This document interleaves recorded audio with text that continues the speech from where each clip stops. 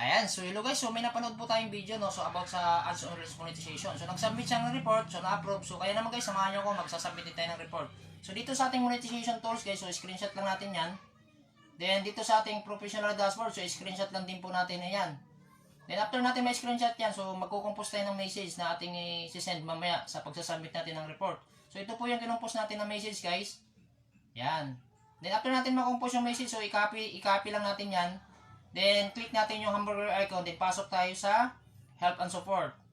Then, click nyo po yan. Then, click nyo po yung report a problem. Then, continue to report a problem.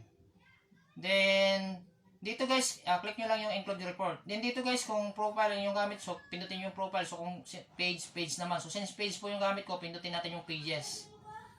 Yan. Then dito, upload from phone. So, meaning, yung ating screenshot kanina, so, i-upload natin dito. Yan yung ating requirements na isi-send kay Facebook sa pag-review ng ating account.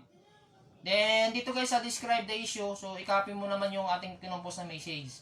Then, after mo ma-paste dyan, guys, i-paste mo dyan yung message, then click mo yung may arrow na yan. Yan. So, ganun lang kadali, guys. Ganun lang kasimple pa paano mag-submit ng report regarding po dito sa ating mga ads on reels monetization. So, sana ma-approve guys, no? So, balita ko sa inyo, balitaan ko po kayo kapag na-approve po tayo ito. So, sana nakatulong sa inyong video na to guys, no? Kung oo, hindi guys kalimutan mag-like and share at i-follow nyo po ako guys para ma-update ko po kayo sa mga next tutorial natin dito sa Facebook.